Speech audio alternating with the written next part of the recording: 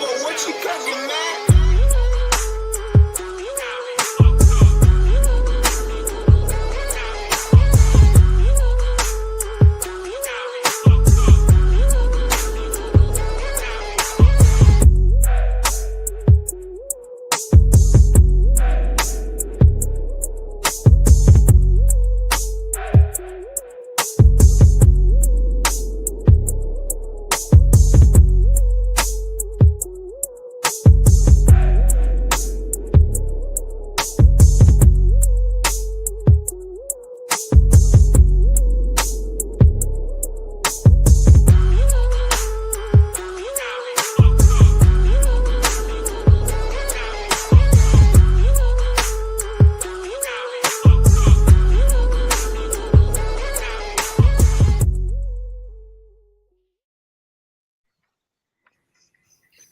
Good morning, gentlemen.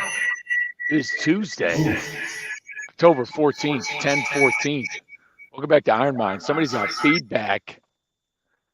That is a tough noise out there. But man, good to be back here this week with you gentlemen. We got a great addition with us hanging out this morning. He's swapping for Trey, who's doing something in Kansas City. We got Mr. Steve Setka joining us this morning. What's going on, brother?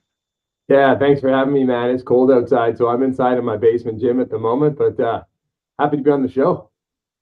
Yeah, no, it's cold. So it's cold outside where you're at. Where are you tuning in from? Let the world know.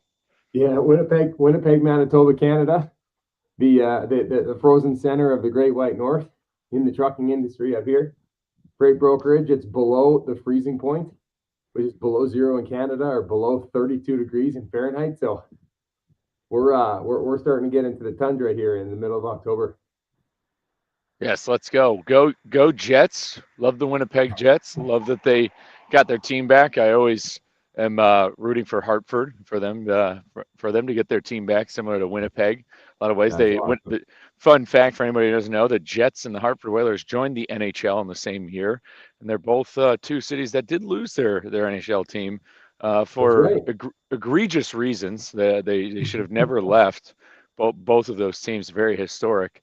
But Winnipeg got it back. Still waiting on Hartford. But Pedro, what's happening this morning? Oh man, dude, I'm loving things, loving life right now, man. It is beautiful outside. I'm on the phone with a hand that has my watch on, so I don't know how cold it is, but it's a little nippy out here. Not close to 32, like old Steve, but man, things going good. Busy week, bro. Got one of my final events this year coming up this Saturday here in East Texas, and dragging and pulling in the pines. So got a lot to do, man. So I can leave Friday, go out there, have a good time with our good friend Tex Crowley. But other than that, just moving and trying to get motivated this Tuesday morning with you fine gentlemen. Let's go. Yeah, dragon pulling in the pines. That's down in Lufkin, right? Yeah, man. Yeah, I'm excited about that, dude. It's a truck show, truck drag races, tractor pools, and an electric circus. I don't know what that means, but we'll find out. Dude, you can't beat it. And Mr. Klingensmith, what's happening? What's happening? I'm hoping Trey can flip me to my phone. Otherwise, I don't know how much you're going to see me during the actual episode here. But I'm happy to be here. We're navigating our technical and logistical difficulties as usual, but getting through it with iron minds. What can we do? Well, hey, I know we were off last week, so I appreciate everybody who stuck it out and who's here this morning. But I do got a question for all you guys. Like I said, it's something I was talking about last night with Nick, our mutual friend, Joe Rinaldi. And I think this is and I think it applies to kind of how we seek advice and stuff and just general knowledge in the industry. But what do you guys think? And there's no right or wrong answer, but what is the difference between an opinion and wisdom? I think wisdom is an opinion gained through an actual life experience. How about that? That's my answer. Mm-hmm. Everyone's got an opinion. For sure, there's lots of opinions. There's lots of subjective ways to look at the world for sure. But wisdom, I heard the other day, is the knowledge of the principles that never change. That's something golden that I picked up the other day. What about you, Nick? So I was on a delay. The question is about opinion versus wisdom. Yeah, what do you think? What do you think the difference between opinion versus wisdom is? I don't even think they're in the same league. Wisdom is something you gain, and opinion is something you have or give. And well, opinions are like excuses, man. They're like assholes. Everyone has one, and they all stink. Yeah, I mean, I think it's a fascinating point because, yeah, opinions are fast. Opinions are fast without really giving much maybe thought. Whereas, yeah, wisdom is something intentional, experience gained over time. Can an opinion be wisdom? Ooh, that's a good one. Man, Lombard, why are you trying to make us all think at freaking 6 o'clock in the morning here, man? What's wrong with you? We're moving our bodies this morning. We're getting the brains working. Man, if anybody's out there, in the comments, what do you think? Freaking let us rip. What do you think is an opinion wisdom? Or even, I guess I'll pose this as a question. We can go around the table. What's a piece of wisdom that sticks out to you that you've gained from somebody in the industry?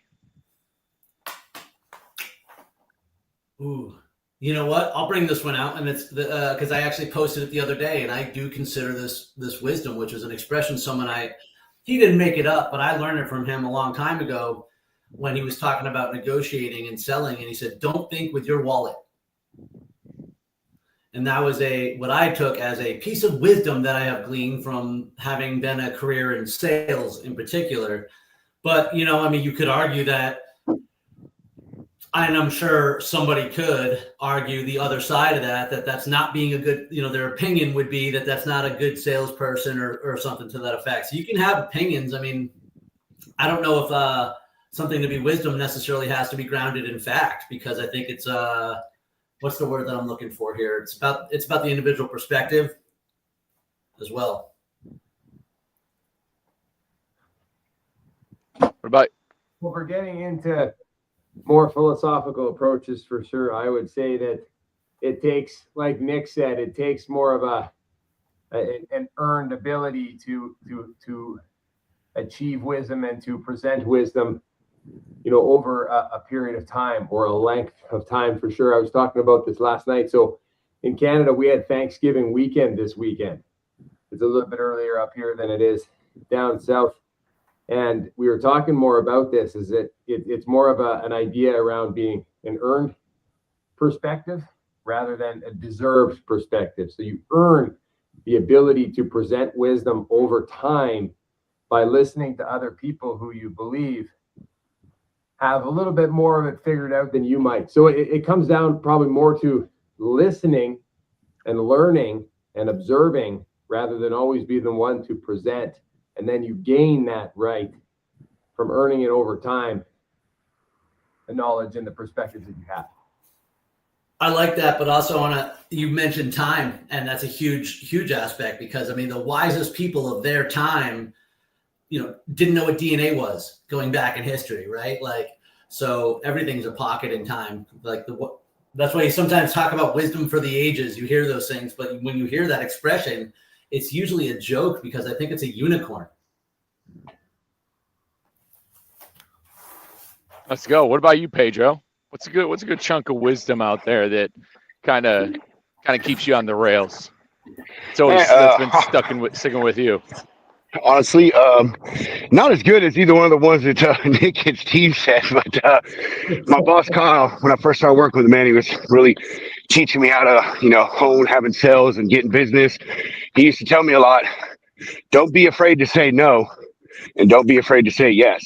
And what he was talking about was just because something is in front of you and it looks good, doesn't necessarily mean that it is. But on the same token, maybe there's something in front of you that you're not too kind to, but you're like, I can see the opportunity, the possibility in this. So don't be afraid to say yes to it. There we go. No, it's good. Yeah, just a good brain exercise to kick off the morning. Well, I like it because now it actually segues to something I wanted to talk about. So I want to stay on this track for a second because I bet if you surveyed 1,000 people, not 5 of them would have the same answer. And I bet most of them would have the definition wrong, myself included. And I'm going to go look it up when we're done here because things that we believe are wisdom from whether it be other people's lived experience, history, or some sort of lessons, we tend to use that wisdom as a governor. We tend to use that as a reason to limit our beliefs. And I don't know if enough times we look to the wisdom of the ages as encouragement and inspiration so much as, oh, that can't be done, in a way to make ourselves smaller. And, that's why was something that just a lesson I learned over the weekend, and I've been talking about this a lot lately, was just how much we underestimate the sheer power of just showing up for ourselves. And without those limiting beliefs, and how often we can actually defy what it is that we believe. And I think that you can literally you defy the wisdom that you have learned with more experience. I don't know if any of that makes sense. No, without a doubt. I mean, that's kind of was part of the conversation I was having last night, because, you guys just differentiated. There's a huge difference between opinion and wisdom, in that there's groundbreaking things. But when it comes to opinions, just like Pedro said, you said, Nick, we all have them. They're like assholes. We all have them, so to speak. So there's clearly opinions we have about ourselves that we're giving too much thought and attention into, that aren't doing it. Whereas, other people might have an opinion about you and what you do, and we always learn, like, hey, ignore them, ignore those what they're saying, like their opinions or their thoughts about you. Kind of like how you had some YouTube commenters in your YouTube last night, and it's become gets easier to really ignore what other people think about us, but we give some attention and we give some weight to opinions we have about ourselves, that don't really necessarily make it true. There's this huge thing with ego. Basically, when people think of the word ego, they think of something bad, but really all your ego is all of your learned experiences over time that your brain has kind of put together. And your ego is your reaction to outside events. And so ego is a defense mechanism. Really, overall, that's what an ego is. It's a defense mechanism to prevent you from feeling uncomfortable in certain situations. It can be bad, but it can also be very good in how you navigate, because your learned experiences are detached from the current reality, and so how you react and how you engage with them, is super important to get down and dirty, down and deep. Lombard, I want to jump into that a little bit further, because Ryan Holiday in his book says ego is the enemy. There's a title of a book that he's written, and I've been struggling a lot with that these days, getting in my own way. And bringing it back to the whole idea of wisdom is that the people that you care about the most, for sure, can have a lot of ideas, a lot of opinions about your life, and not all of them are necessarily wise, moving you in the right direction. One thing that I've been struggling with recently, which is why I need to be around good people like you guys on Iron Minds, like my family for Thanksgiving, like spending a lot of time with my wife these days, waiting for our baby to come in about a month, which is very exciting, is that I'm always struggling with that idea that I need to get to that next thing in order to be happy. When I have this much money, things will work out better. When the baby comes over, I'll be doing better. When this house, et cetera, et cetera. But the snowball effect of expecting outside external events to make you happy, satisfied, and fulfilled is an empty feeling, which is why we need to be around other people, and why we need other people to provide wisdom in our lives, so that we can understand that the power is within, not necessarily outside. I think that's a wise perspective, and that's why I'm happy to be on the show. Now, I heard an acronym, a couple actually, when it comes to ego, because I agree with what you're saying, Mike. I tend to think that ego gets the bad rap, but I think also what we're talking about is a degree of self-confidence and self-assuredness, or at least just knowing who you are. But some of the things with the dangers of ego, in the program we say ego stands for easing God out. That means I'm in charge, I'm taking over, I'm running the world. Yeah, edging God out. Yep. That's a bad thing, right? Like, I'm not in charge of the universe. And the more I try to do, the more my life sucks. So I'm going to mess up one of the words here, but it was ego is expectations of goals in others, or expectations of something in opportunities. And it might even been external goals and opportunities. But the point is, you will tend to get to a point where you are putting expectations and trying to control outcomes, goals and outcomes of things that are beyond your control, because we have expectations, because we think we reach this level. We think we are at this place, and that's where ego gets in the way, and often is followed by something rather humbling. So, I mean, it's definitely danger. And the thing about humility, which is supposedly the opposite of ego, is the moment you think you have it, you've lost it. So there's your paradox. Discuss. No, man, it's fascinating brain work to get into, because, like, you see how many lottery winners go broke, and like people who win the lottery who go broke, or people who do, like, we all, in theory, just as Steve was saying, need or want more money. And, for whether it's through jobs or promotion or whatever it might be. But if all of a sudden, and this is why lottery winners go broke, if all of a sudden tomorrow, $5 million would be deposited in your bank account, a lot of people aren't ready. A lot of people aren't ready for that type of blessing from wherever it may be coming from.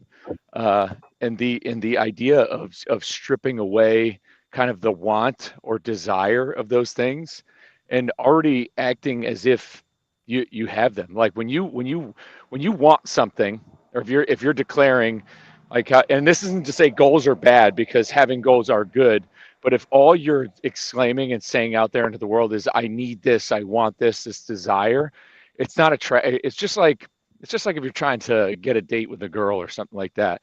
Like if you're begging and pleading for something, that's not attractive. That's not going to magnetize the energy that you want to come to you. You need to be acting as if that money already exists and you have it and you're operating with it. And then that's how it keeps yourself open, because when you one track yourself into saying, I need this money, I need to get this money, you're turning off every other opportunity that can come your way that can possibly be giving you that, because it's not just going to be, it's not ones and zeros. It's not black and white. You're like, I really need this specific job. I want this job. I need this. And if all you're focused on is getting that one job and you don't get it, what does it end up doing to you? But if you just stay content and crush exactly what you're doing at that given moment, on that given day, and you're open to, like, you need to change the mindset from I want this to I'm open to receiving. Like setting, it has to do with changing the intention that you want behind what it is you're going after. So instead of wanting a specific thing, exclaiming it to the world, we have to be open to receiving what it might be. And I think about that because that's kind of how I wound up at Truck Parking Club. Like there was no set in stone where I want to be this, I want to do that, I need to be doing X, Y, Z. But I was open to myself internally. I was open to whatever was out there that is going to kind of come my way and set me up. Steve, you look like you're ready to say something. I'm good to go. I'm just smiling grin to grin here because I got this great comment, from the bottom of the screen, which is lighting me up. By the way, hi Jessica, thanks for joining us this morning. So I listened to you guys to your show the other day, and you were talking about purpose a lot. And I'm very goal orientated, and I'm very public with my goals, and I think it's really important. But my goals are the superficial manifestation of my purpose. And that is why when I miss a goal, for example, I set a goal, right? Ironman Belgrade in under 7 hours. Clearly that didn't happen. But my purpose is still to go inspire and encourage other diabetics that we don't need a level playing field. So what did I do? I went and hopped in another triathlon, kicked ass, still accomplished it. The goals give me sort of that tangible thing to pursue. But now that you were talking, and man, I don't know how I didn't bring this up. This is the wisdom I learned this morning because I was watching another speaker on YouTube during my main workout. And what he was saying is don't worry about achieving the goal. Become the person who you would become by achieving the goal. Become the person who can achieve the goal. So it's about developing yourself to, like you just said, put yourself in position to receive those gifts. Become the person who is worthy of achieving those goals, and all the other things will get met. Well, that's one of the most difficult things to do, Nick, I think, is shift your mindset and your perspective to become that person who you want to be. In the book of Luke, Like we were just talking about, Lombard said, pray as though it's already done. Put yourself in that position that you're already there. And if you can see that and envision that in your life, it makes that journey toward getting there a little bit simpler. Definitely not easy. But if you know that you have the ability to get there, and you know that you have the ability to get to where you want to go and achieve those goals and those missions through God's power in your life, because you have a purpose here on earth, there's really nothing that can stop you. And that's what Lombard and I were getting on when he was telling us about his journey in Lombard trucking. It quote unquote ended in 1984 with the actual trucking company, but the legacy of that company continues through to 2025, 30, 40, 50 years later, Lombard, based on what you're doing now, fitness and health and triathlon and driver training and physical and mental spiritual health, which is crazy. So that was inspiring, very wise for us to get into that last week, and I appreciate you guys jumping into that topic. Man, we just gotta get you on the lounge and get Pedro on your show. This is great. I only have to watch like one show a week. I can see all my friends. And we can see your friends, and you can get all the wisdom that you need for the Exactly. and we're ready to go. 6 a.m. man, Iron Minds. I love this show. Proverbs 27:17 is one of my favorite verses. And when I saw you guys started to do this, I'm ashamed of myself for not jumping on yet. But blessed to have the opportunity to be on here. Just blessed. Dude, you mentioned a couple weeks ago, and it skipped my brain, so I'm sorry. Well, you know what? Last week we had a fumble anyway, so it wouldn't have mattered. But there's no way I'm not going to sound like I'm beating my chest here when I tell this, but I'm going to do it anyway. So I went out to middle of nowhere, Florida this weekend, and I participated in the Spartan Deca Mile.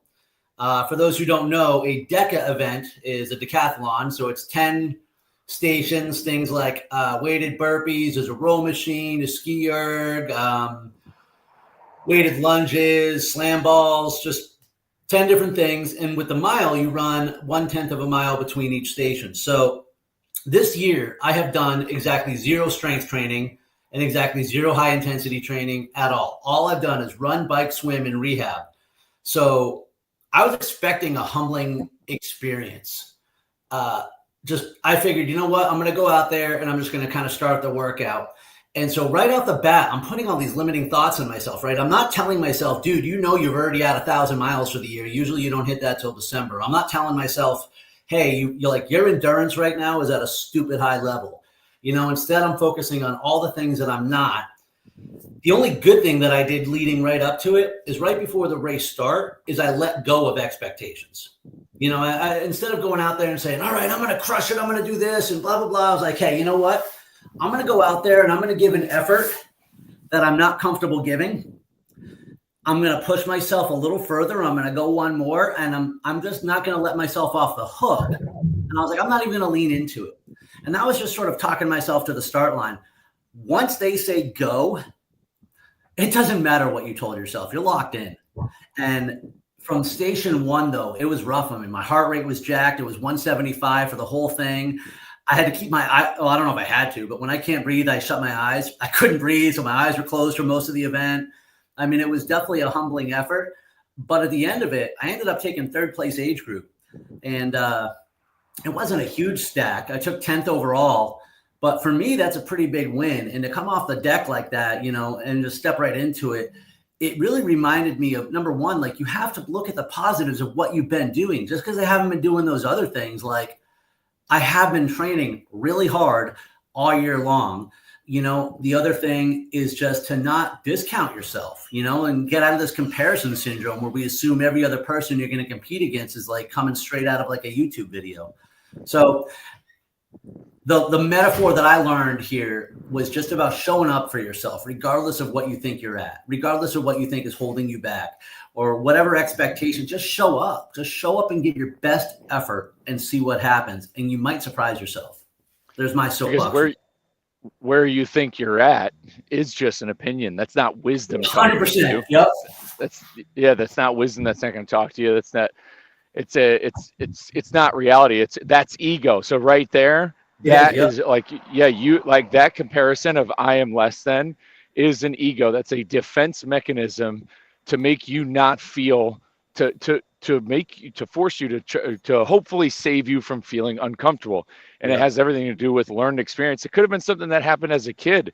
I mean, like when we think when we think back about where our egos developed, it happens at a very young age. Like that whole looking down on ourselves, feeling a sort of shame, I'm not valuable enough, goes back to the simplest learned experiences of the first time you felt like somebody was watching you when you were dancing or somebody was judging you. Like when was the last time you truly danced or moved around? When you think of babies, they're always like moving their hands, dancing, they're cheered for. But eventually 6, 7 years old, if you were to just dance willingly to music, look at you, people start to judge you or be like, why are they doing that? There's this thing where all of a sudden almost this awareness that kicks in people's brains where the judgment happens, and that learned experience where somebody's like, hey, stop doing that. Like when you're doing something, when you're being your authentic self, when you're just being who you want to be in that moment, and somebody says something like, hey, why are you doing that? They question it.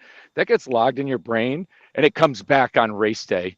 Just like what happened to Nick, just like what happened with Nick of I'm not good enough. I can't live up to this sort of thing. That's exactly kind of what I mean by ego. And that's how it steps in. And it's just a matter of going back and revisiting those times when you were that age as a kid, meeting that person where they are, kind of meditating on it and being like, I like that person. I want to be more like that. That's an incredible perspective, Lombard. I want to jump into that a bit more with ego here. You said something on the show, Nick, last week when I was watching the episode, and Lombard and I talked about this on our show, on the Steve Setka show the other day, where he said, I want to suffer to the point of spirituality. And I want to relate this to this message that I listened to at church on Sunday, where it's like living the good life is like living the worldly life, but living the blessed life in life is like living the eternal godly life. And when you take yourself out of your own head, your own mentality, and your own body and your own physicality, and you give it to the Spirit, you give it to the Lord instead, you're destined for so much more. And like you said, you weren't necessarily prepared mentally, physically, but you went and you showed up and you took it out of your own hands and you gave it to the Spirit in order to drive you forward. And you exceeded your own expectations in that race. That was inspiring. And I've never seen those videos before, and I didn't really know much about those Spartan races. But we're gonna get the DECA. You'd have fun with that, man. It's it's quick. The mile took me just under 31 minutes, and I'm gonna do another one in 2 weeks. Try to get under 30. Incredible. Keep now, you know what's funny? When I mentioned that the spiritual suffering, somebody had actually asked me about that. They're like, "What do you mean? Like you see God?" And I was like, "No." But what I did say is kind of what you just said. I was like, but I do let go of the world. Like right. I have no worldly, nothing, no ties at that point. Like, it literally is just you. Mm-hmm. And well, if your higher power, your spirits, nature, whatever you want to say, but there is no bills. There is nothing tying me. There's no disease. There's no responsibilities come Monday. There's no ego, no status, no social media. Just you and your spiritual side. Incredible. I had that experience when I did my full marathon there back in the spring in Fargo, North Dakota. I felt that for sure, because it's not often that you lose your body and you lose your mind. That's why I always encourage people to get into, like, not everybody wants to race. I get it. Like they feel it, which again is ego talking, why they don't want to race, because they don't want to be embarrassed. But from quote unquote reality is the most intoxicating thing you can think of, where nothing else matters but the mile you're in, the email, the this, the that. And it allows it's its own form of meditation, which kind of cycling off what you said, Steve, like, right straight up from Sermon on the Mount, like it is a command where he says, don't be anxious. I can't remember it word for word, but like it is like quite literally saying, do not be anxious. Don't worry about tomorrow. Today's got its own things. Tomorrow's going to worry about itself. Like it's like, and we always have to go back and reread and reteach those moments, because it's you don't just catch it on. You could be good for a little bit, but I mean, we don't need to be anxious. We don't need to worry about tomorrow. Let's focus on today. Let's figure it out. Like, let's get the body moving, do what we need to do, and just start loving doing it. Isn't Ryan Holiday, right? Isn't he the one who wrote Run the Mile You're In? I'm not sure. Well, I'm going to look it up because I read it. It's a good book, and I highly recommend you all do. But sometimes that's, in a Spartan race, it's always about, like, especially in a long race, and if there's certain obstacles that maybe you struggle with, like, I don't know, I can't speak for everyone else, but I speak for a lot of us when I say, if there's like one obstacle that we dread and it's at the last mile, that's what we'll think about the whole race. And that's how you negatively, hi, Benny, impact your race. Yep. Why don't you keep sliding over, buddy? There you go. Come on.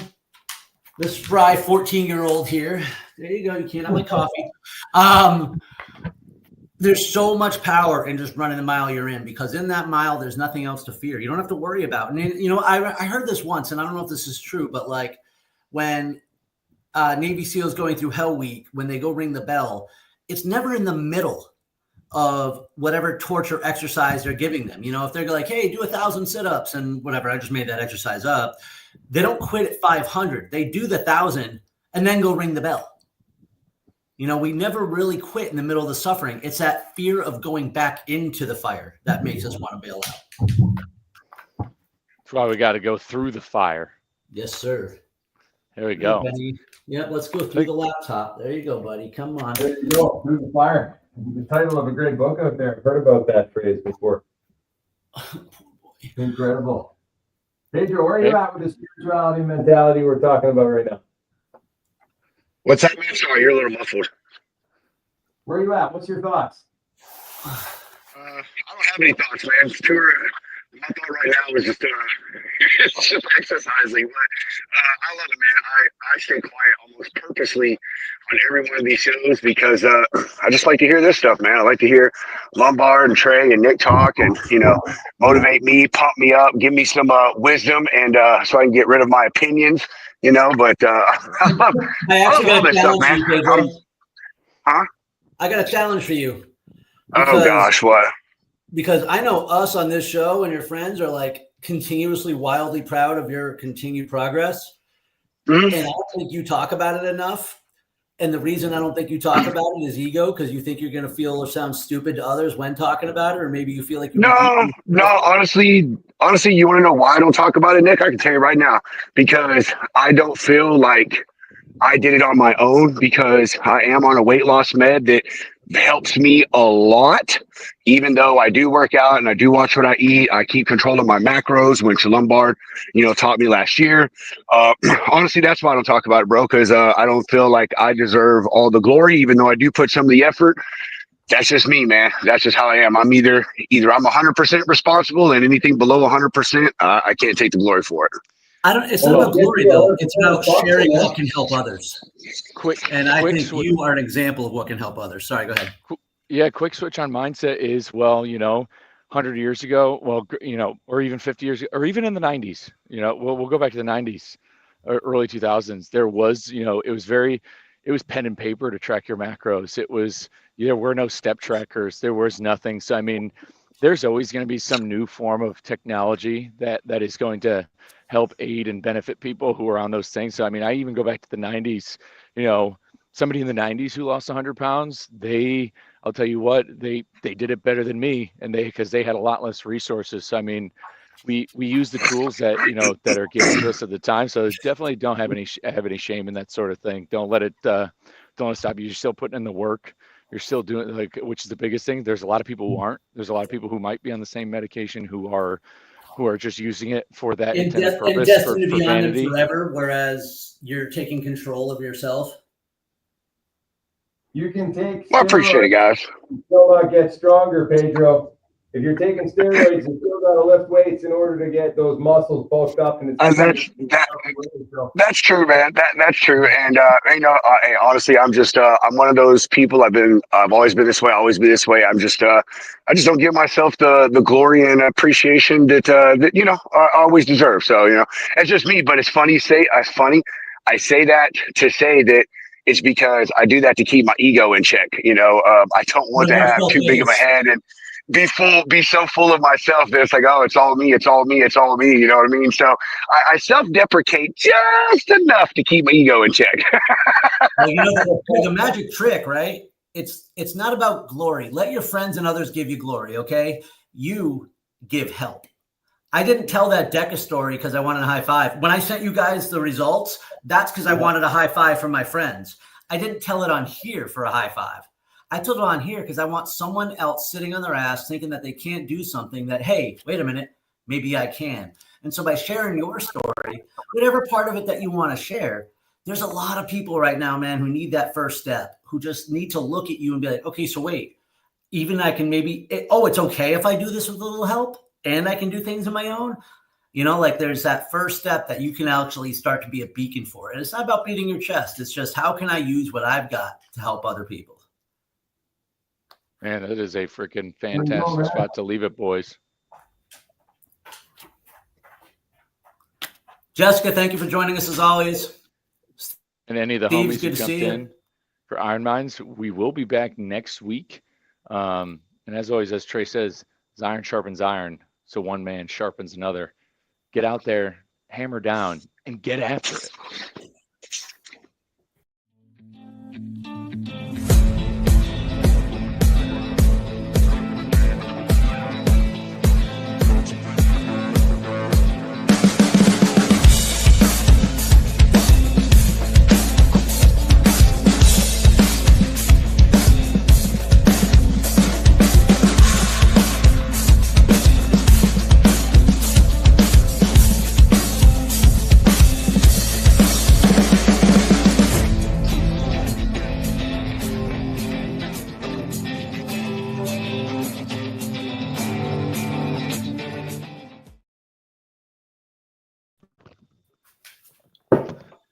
Man, that